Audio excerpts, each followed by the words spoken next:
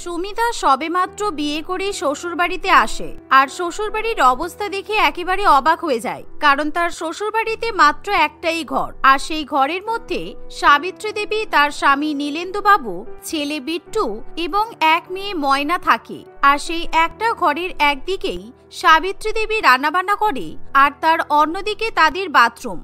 এমন সময় নতুন বৌমা তার স্বামীর সঙ্গে ঘরে প্রবেশ করে আর তার শ্বশুরবাড়ির পরিবার সবাই তাকে দেখে খুবই খুশি হয়। এমন সময় সাবিত্রী দেবীর নতুন বৌমার গৃহপ্রবেশের জন্য তাড়াতাড়ি করে রান্নাবান্না ছেড়ে উঠে আসে। এসো বৌমা, এসো, আমার ঘরে এসো। যখন থেকে আমার ছেলে বলেছে ও নিজের পছন্দ করা মেয়েকে বিয়ে করবে, তখন থেকেই আমরা খুব ভয়ে ভয়ে আছি, কারণ কেমন মেয়ে হবে, আমার এই ছোট্ট ঘরে অ্যাডজাস্ট করতে পারবে কিনা এটা নিয়ে আমার খুব সমস্যা। তা মা, তোমার এই ঘরে কোনো অসুবিধা হবে না তো? না মানে অসুবিধা বলতে সেরকম কিছু না, আমার বাপের বাড়িতে একটা আলাদা রান্নাঘর আর সেপারেট বাথরুম ছিল, কিন্তু এখানে তো দেখছি সেরকম কোনো ব্যবস্থা নেই। তাহলে আমি এখন শাড়ি, জামা কাপড়, লেহেঙ্গা কোথায় চেঞ্জ করব? এমন সময় সুমিতার ননদ ময়না তাদের ঘরের মধ্যে অবস্থিত বাথরুম সুমিতাকে দেখিয়ে দেয়, আর সুমিতা সেই বাথরুমে যায়। কিন্তু সেই বাথরুমের অবস্থাও খুব খারাপ, কারণ যেহেতু একটা শৌচালয় সবাই মিলে ব্যবহার করে, তাই সেটা আর ব্যবহার করার উপযুক্ত থাকে না। আর এরকম ছোট্ট অপরিষ্কার নোংরা শৌচালয় দেখে নতুন বৌমার গা একেবারে ঘিন ঘিন করে ওঠে। আমি কি করে এই বাথরুম ব্যবহার করব কি জানি। ইস, বাথরুমের টাইলস গুলো কি নোংরা, দেখে মনে হচ্ছে টাইলসের মধ্যে কেউ পটি করে রেখে দিয়েছে। তার উপর আবার ইন্ডিয়ান পায়খানা, আমার তো পেট পরিষ্কারই হবে না। তার উপর আবার বাংলা প্যান, আমার তো এই বাংলা প্যানের উপর বসে পেট পরিষ্কারই হবে না। এভাবে সুমিতা কোনো রকমে সেই বাথরুমে দাঁড়িয়ে তাড়াতাড়ি করে লেহেঙ্গা খুলে নেয়, আর সে সবেমাত্র ফ্রেশ হতে শুরু করে এমন সময় তার ননদ বাথরুমের দরজা ধাক্কাতে শুরু করে। আরে ও বৌদি, আর কতক্ষণ ধরে লেহেঙ্গা চেঞ্জ করবে আর ফ্রেশ হবে বলো তো? তাড়াতাড়ি বেরো, আমাকে তো শাড়ি জামা কাপড় ধুতে হবে, তা না হলে কত ছোট বেলা বলো তো, এখন রোদ চলে গেলে তো আর জামা কাপড় শুকাতে পারবো না।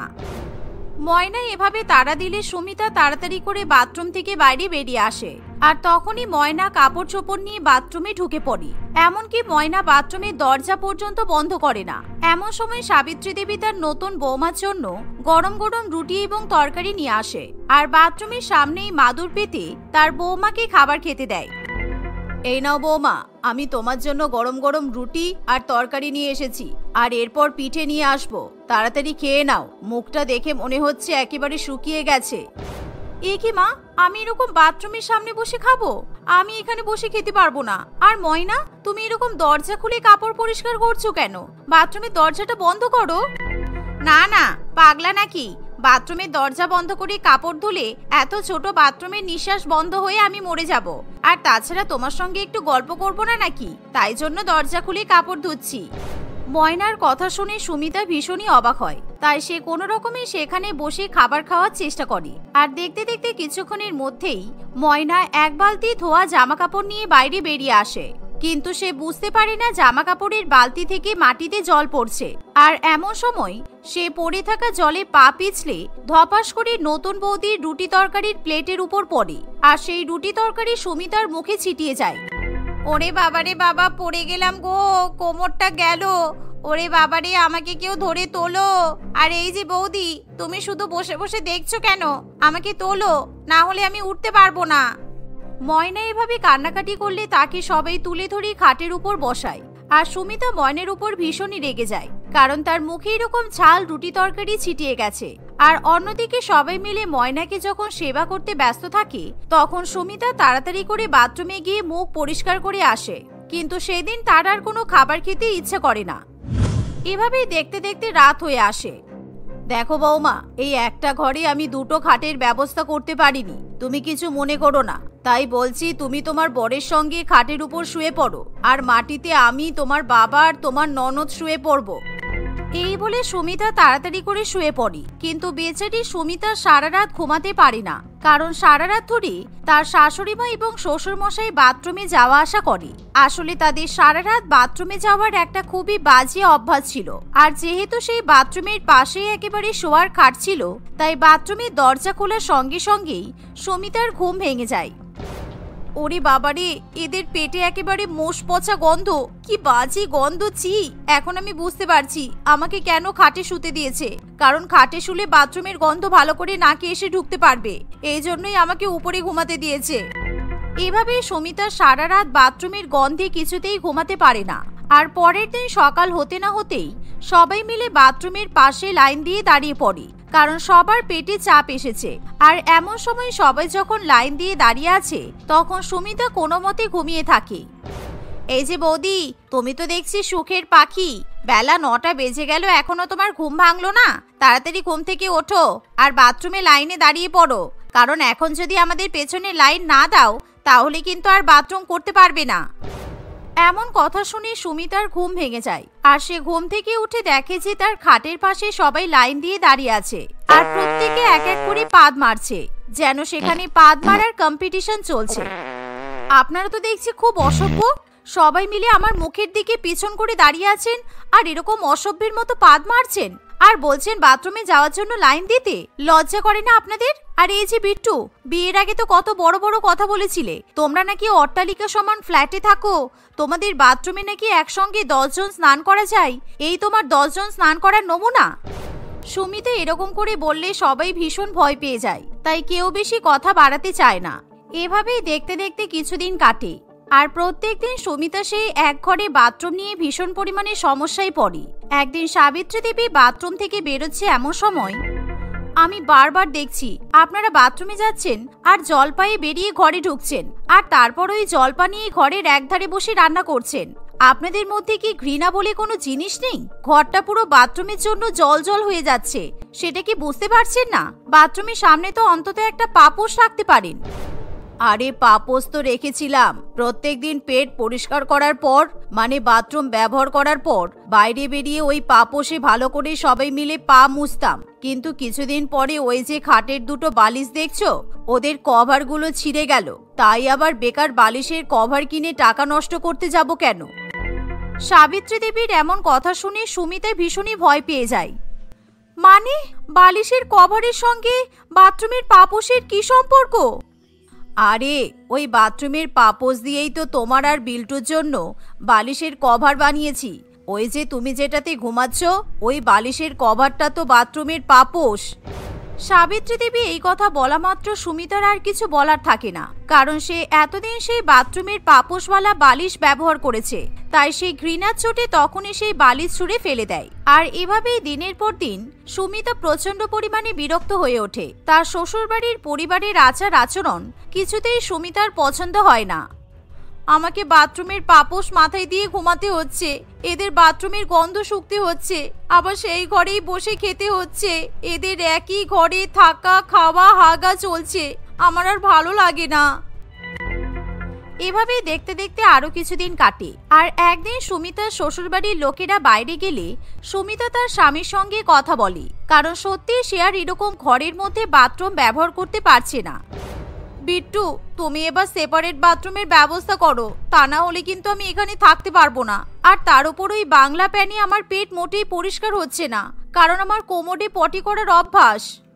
দেখো, আমি এখন সেপারেট বাথরুমের ব্যবস্থা তো করতে পারবো না, তবে তুমি যে বলে তুমি কোমরে পটি করে অভ্যস্ত, সেই জন্য আমি তোমার জন্য সেই ব্যবস্থা করে দিতে পারি। এই বলে বিট্টু সেদিনই বাথরুমে একটা ওয়েস্টার্ন পটির ব্যবস্থা করে দেয়, আর যা দেখে সুমিতা খুশি হয়। আর সেদিন সে ভালো করে পেট পরিষ্কার করে পটি করে, কিন্তু তার শ্বশুরবাড়ির লোকেরা যেহেতু বাড়িতে থাকে না, তাই তারা ওয়েস্টার্ন কোমরের ব্যাপারে কিছু জানতে পারে না। আর 2-1 দিন পর সবাই বাড়িতে ফিরে আসে, আর সেদিন রাত্রিবেলাতে সুমিতার শ্বশুরমশাই এবং শাশুড়ি মায়ের পটি পায়। এই আমার ভীষণ জোরে বাথরুম পেয়ে গেছে, তুমি এখন যেও না কেমন, কারণ রাত্রিবেলা বাড়ি ফেরার পর আমি বাথরুম ব্যবহার করিনি, তাই এখন আমি আগে পটি করে আসবো, তারপর তুমি যাবে।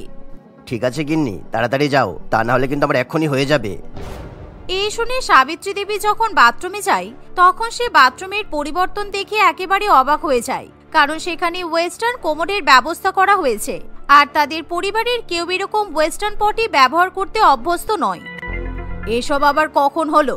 আমাকে তো বিট্টু বা ওর বউ কিছুই বললো না, এখন আমি কি করব?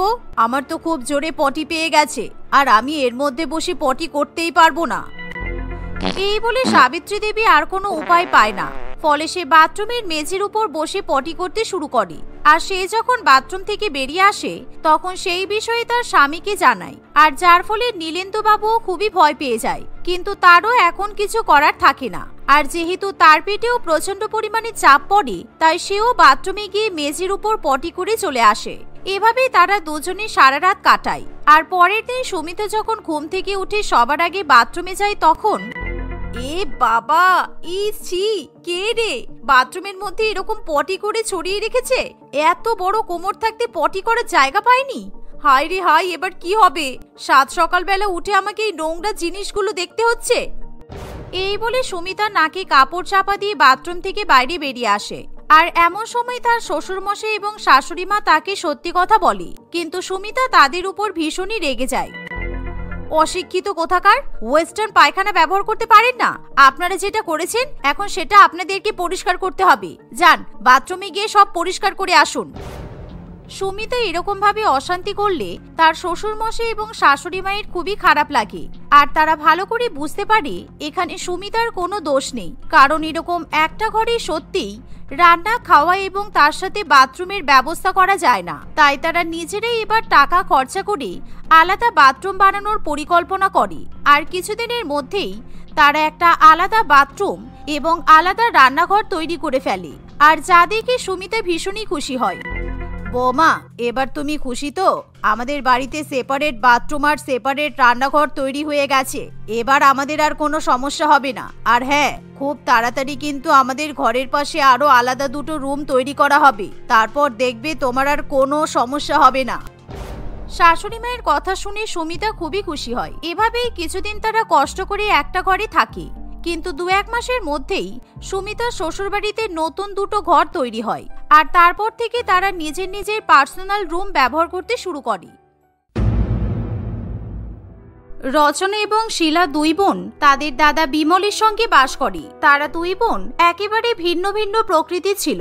এক বোন ভীষণই মডার্ন এবং অহংকারী ছিল, আর সে তার দাদার সঙ্গে ব্যবসার কাজকর্ম দেখাশোনা করে। অন্যদিকে শিলা ছিল খুবই সংস্কারী মেয়ে। সে ঘর সংসার সামলায়, রান্নাবান্না করে আর পুরানো মানসিকতায় বিশ্বাসী। এভাবেই তাদের দিন কাটতে থাকে। কিন্তু একদিন 2 বোন মনে মনে ভাবে এবার তাদের দাদার বিয়ে করা দরকার। তাই তারা দুজনেই নিজেদের দাদার জন্য মেয়ে দেখতে শুরু করে। বড় বোন নিজের মতো অহংকারী এবং মডার্ন মেয়ে পছন্দ করে, কিন্তু অন্যদিকে শিলা তার দাদার জন্য সংস্কারী মেয়েকে পছন্দ করে বসে। দেখ শিলা, তুই এখনকার দিনে ট্রেন্ডিং মডার্ন সোশ্যাল মিডিয়া সম্বন্ধে কিছুই বুঝিস না। তাই তুই আমার দাদার বিয়ের ব্যাপারে নাক গলাবি না, ঠিক আছে? দাদার ওয়েডিং প্ল্যানিং থেকে শুরু করে মেয়ে দেখা সবকিছু আমি করব। আর তুই ঘর সংসার দেখ, তাহলেই চলবে। দিদি, আমি সংস্কারী বলে তুই সবসময় আমাকে কেন ছোট করিস বলতো? এই সংসারে কি আমার অবদান কম নাকি? আমি মানছি তুই দাদার সঙ্গে ব্যবসাপত্র দেখাশোনা করিস, আর আমার তোর মতো বুদ্ধি নেই, কিন্তু তার মানে এই নয় যে আমি কিছুই বুঝি না। সুতরাং দাদার জন্য মেয়ে দেখলে সেখানে আমার মতামতেরও গুরুত্ব আছে।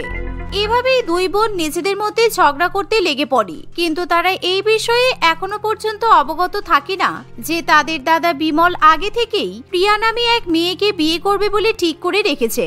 আর বিমল যখন তার 2 বোনকে জানিয়ে দেয় যে সে প্রিয়াকে পছন্দ করে এবং তাকে বিয়ে করতে চায়, তখনই বিমলের 2 বোন প্রিয়ার সঙ্গে দেখা করার জন্য একেবারে ব্যতিব্যস্ত হয়ে ওঠে। দুজনের মনে এখন একটাই চিন্তা যে তাদের হবু বৌদি অহংকারী, মডার্ন নাকি সংস্কারী হবে। একদিন বিমল বিয়ের আগে প্রিয়াকে তাদের বাড়িতে নিয়ে আসে। কিরে দাদা, তুই কেমন মেয়ে পছন্দ করেছিস? তুই বলিসনি যে আমাদের বাড়িতে এরকম সালোয়ার কামিজ পরা অ্যালাউ নেই? একে তো দেখেই মনে হচ্ছে এ আমাদের ছোট বোনের মতো সংস্কারী। নিশ্চয়ই বোন তোর মাথাটা খেয়েছে বল। এই যে আমি কিন্তু সবসময় মডার্ন জিন্স টপ পরে থাকি, তাই আমাদের বাড়ির বউ হতে গেলে তোমাকেও কিন্তু এরকম পোশাক আশাক পরতে হবে বলে দিলাম।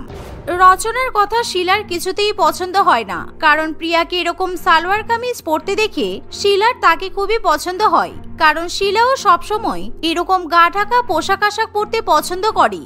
চুপ কর দিদি, এই মেয়ে যদি আমাদের বাড়ির বউ হয় তাহলে একে এরকমই সালোয়ার কামিজ পরতে হবে। আর এরকম জিন্স টপ একটা আইবুড়ো মেয়ে পরলে ঠিক আছে, কিন্তু বিয়ের পর বাড়ির বউদের সবসময় সালোয়ার কামিজ কিংবা শাড়ি পরাই দরকার। আরে তোমরা চুপ করো, আসলে আমি প্রথম দিন তোমাদের সঙ্গে দেখা করতে আসবো বলে সালোয়ার কামিজ পরে এসেছি। একটা রেপুটেশন বলে কিছু আছে তো, আমি যেমন সালোয়ার কামিজ পরতে পারি তেমনই দরকার হলে আমি ছেঁড়া জিন্স ক্রপ টপ সবই পরতে পারি। কি তুমি ছেঁড়া জিন্স টপ ক্রপ টপ সবকিছু পরো? দাদা তুই শেষ পর্যন্ত দিদির মতোই একটা মেয়েকে পছন্দ করেছিস। এই মেয়ে তো ভীষণ মডার্ন, আর এর কথাবার্তা শুনে মনে হচ্ছে এও দিদির মতো ভীষণ অহংকারী। এই মেয়ে আমাদের বাড়িতে কি করে সংসার করবে দাদা? এই কথাটা তুমি একদম ভুল বললে। যে মেয়ে রাঁধতে পারে সেই মেয়ে কিন্তু চুলো বাঁধতে পারে। আমি যেমন প্রয়োজনে মডার্ন হতে পারি, আবার উল্টো দিকে আমি চাইলে সংস্কারীও হতে পারি। তাই তোমরা আমাকে নিয়ে মোটেই চিন্তা করো না। এমন কথা শুনে তার দুই ননদ একেবারে চুপ করে যায়, আর বিমল মনে মনে হাসতে শুরু করে, কারণ এতদিনে প্রিয়া তার দুই বোনকে জব্দ করতে পারবে। আর এভাবেই বিমল এবং প্রিয়ার বিয়ে ঠিক হয়ে গেলে সারা বাড়ি বিয়ের আনন্দে মেতে ওঠে। একদিন তারা দুই বোন মিলে তাদের হবু বৌদিকে শপিং করাতে নিয়ে যায়। এমন সময়, শোনো বৌদি, এখনকার দিনের কোনো মেয়ে বিয়ের সময় খুব একটা জাঁকজমকপূর্ণ বেনারসি পরে না। আমি সব হিরোইনদেরকে দেখেছি আর সোশ্যাল মিডিয়াতেও দেখেছি, সবাই নয় পিচ কালারের আর না হয় সাদা কালারের বেনারসি শাড়ি পরে। তাই তুমি কিন্তু এরকমই একটা হালকা কালারের বেনারসি শাড়ি পছন্দ করবে, কেমন? তোর কি মাথা খারাপ হয়ে গেছে দিদি? বিয়ের দিন বউ মানুষ সাদা শাড়ি পরতে যাবে কেন? আর আমি আমাদের দূর সম্পর্কের কাকিমার কাছ থেকে সবকিছু জেনে এসেছি। আমি বৌদিকে পছন্দ করি লাল টুকটুকে বেনারসি শাড়ি কিনে দেব, কারণ বিয়ের দিন লাল রং খুবই শুভ। আরে ঠিক আছে, তোমরা এখন আমার শাড়ি কেনা নিয়ে ঝগড়া করো না। আমরা আগে শপিং মলে যাই, তারপর আমার যে শাড়িটা পছন্দ হবে আমি সেটাই কিনবো, ওকে? অনেক খোঁজাখুঁজি করার পর একটা সুন্দর বেনারসি শাড়ি পছন্দ করে, যেই শাড়িতে লাল রঙও ছিল আবার সাদা রঙও ছিল। এর ফলে তার দুই ননদ আর কোনো কথা বলতে পারে না, কারণ সেই শাড়িটা তাদের দুজনেরই খুবই পছন্দ হয়। কি হলো, শাড়িটা ঠিক আছে তো? দেখো রচনা, তোমার কথা মতো এই শাড়িটার মধ্যে একটা মডার্ন ছোঁয়াও আছে, আর শিলার কথা মতো শাড়িটার মধ্যে শুভ রং লালও আছে। তাই বিয়ের দিন আমি এই বেনারসি শাড়িটাই পরবো।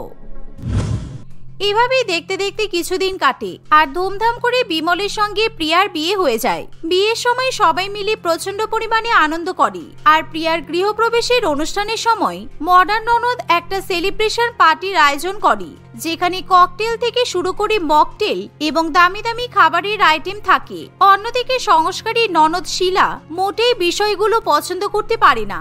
এমন সময় যখন তাদের নতুন বৌদি ঘরে প্রবেশ করতে যাবে, তখন, বৌদি তোমাদের এই ওয়েডিং প্ল্যানিং সবকিছু কিন্তু আমিই করেছি। তুমি দেখছো তোমার জন্য কি সুন্দর আমি পার্টির ব্যবস্থা করেছি। আর এসব যদি পুরোপুরি ভাবে শিলার হাতে থাকতো, তাহলে তুমি মডার্ন সমাজে বিয়ে করছো নাকি 100 বছর আগে বিয়ে করছো তুমি বুঝতেই পারতে না। আর তুমি যে এখন গৃহপ্রবেশ করবে, আমি কিন্তু সবকিছুই ফেসবুকে লাইভে দেখাবো। না দিদি, তোকে এই অনুষ্ঠানের ভিডিও করতে হবে না। আমার নতুন বৌদির উপর সবার চোখ লেগে যাবে, আর নজর দেওয়া খুব খারাপ। তাই এই অনুষ্ঠানটা ব্যক্তিগত রাখাই ভালো। আর তুই কেন এত বড় পার্টির ব্যবস্থা করেছিস, আমি তো সেটাই বুঝতে পারছি না। রচনা, তোমার যদি মনে হয় তুমি ভিডিও রেকর্ডিং করতে পারো, কিন্তু শিলার কথা মতো যদি ব্যাপারটাতে নজর লেগে যায়, তাই তুমি ভিডিওটা আজকে কোথাও আপলোড করবে না, তুমি বরং কালকে আপলোড করবে। আর শিলা, তুমি তোমার মতো করে গৃহপ্রবেশের অনুষ্ঠান পালন করো, আমার কোনো সমস্যা নেই।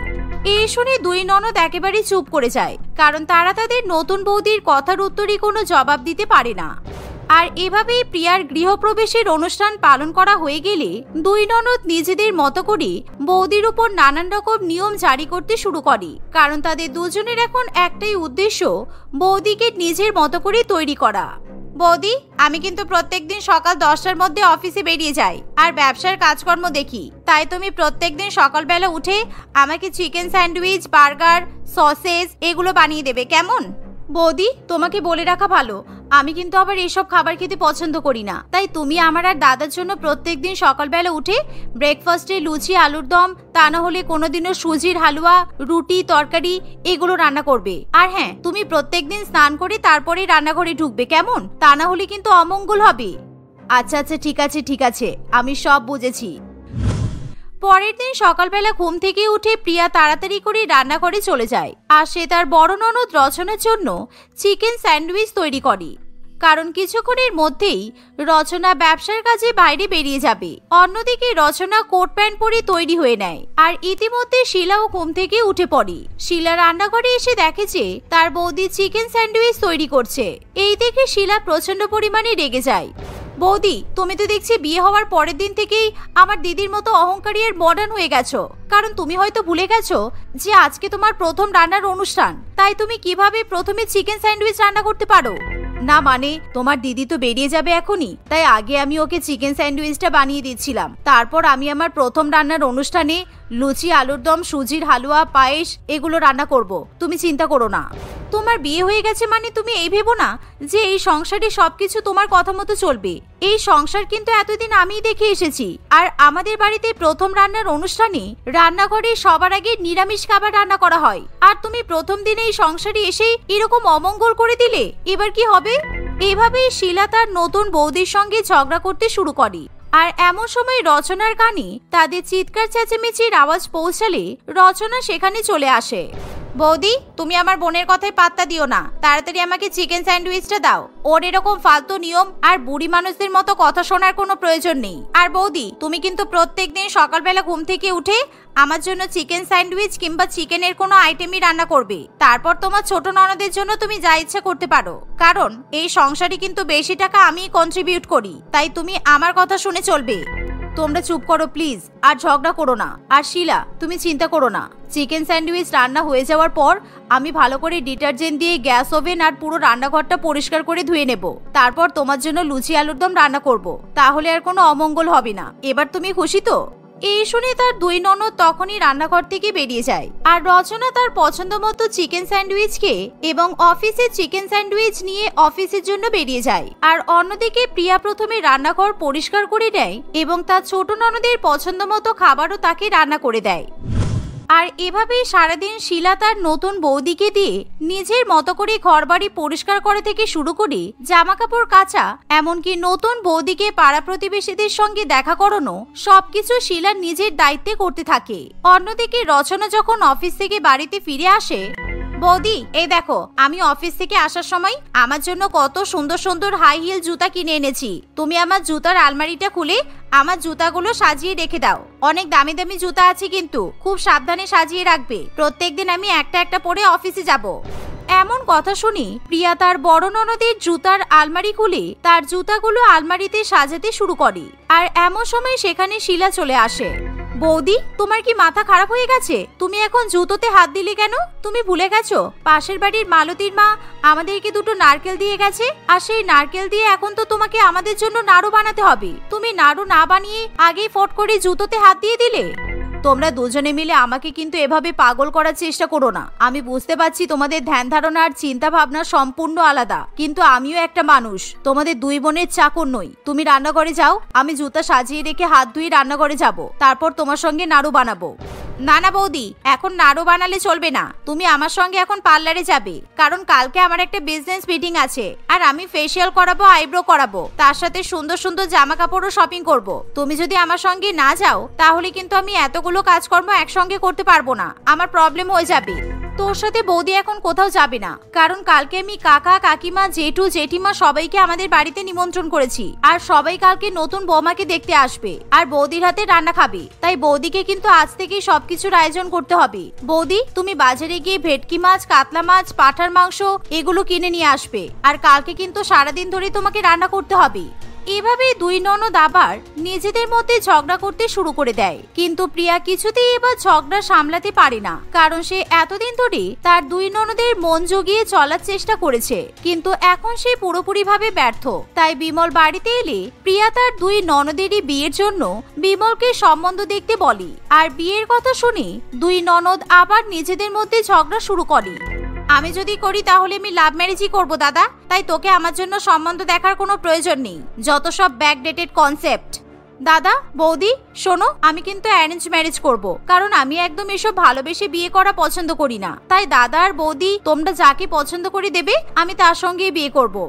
তোমরা এতদিন ধরে এত কথা বলেছো, কিন্তু আমি তোমাদেরকে কিছু বলিনি, তাই তোমরা এবার দয়া করে চুপ করো। তোমাদেরকে আমি এখন একটা সত্যি কথা বলতে চাই। আমার বাবার অনেক টাকা। তোমার দাদা আমাকে বিয়ে করার সময় আমার বাবার কাছ থেকে টাকা নিয়েছে, কারণ তোমার দাদা নিজের কোম্পানি আর ব্যবসা বাড়াতে চায়। তাই রচনা, তুমি সবসময় যেরকম চাকরি করার অহংকার দেখাও সেটা আর করো না। আর শিলা, তোমাকেও বলে রাখছি, এই সংসারে কিন্তু আমারও অবদান আছে, তাই তোমার পুরানো মানসিকতা আমার উপর চাপানোর চেষ্টা করবে না। অন্তত তোমার দাদা যতক্ষণ আমার বাবার সবার টাকা শোধ করতে পারবে ততক্ষণ তো একদমই নয়।